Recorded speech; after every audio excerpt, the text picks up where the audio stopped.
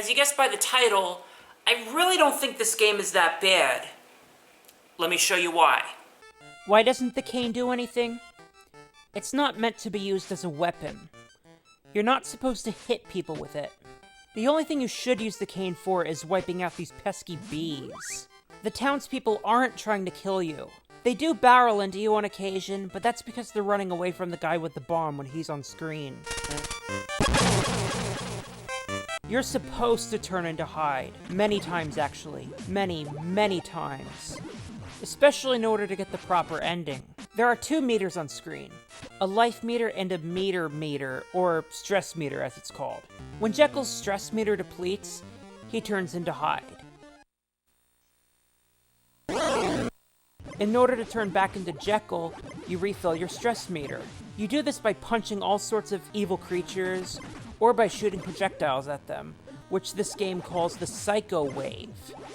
The Psycho Wave is my go-to, so I don't usually punch intentionally. I'm only showing you for the sake of this review. As Jekyll, all you really gotta do is walk. Aside from the bomb blasts, most of the stuff on your path, like the spiders, bees, dogs, cats, kid with the slingshot, clumps of dirt from the gravedigger, just depletes your stress meter. Because of how many times you're supposed to turn into Hyde in this game, there's no strategy other than to just let stuff hit you. Those are indeed pretty big droppings for a bird. For some reason I find these things falling down to be weird.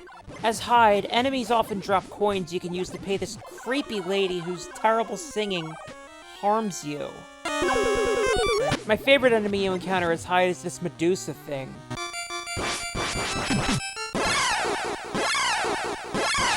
I will say, though, the levels are pretty repetitive. There's much more variety in the Famicom version, which I would show you, but my Famicom outputs mono sound. Not to mention that some creatures listed in the US manual are absent in the game, which is kind of misleading. Still, I quite like Dr. Jekyll and Mr. Hyde overall. It's not great, but the way it deviates from what you'd expect of a traditional game is actually pretty unique.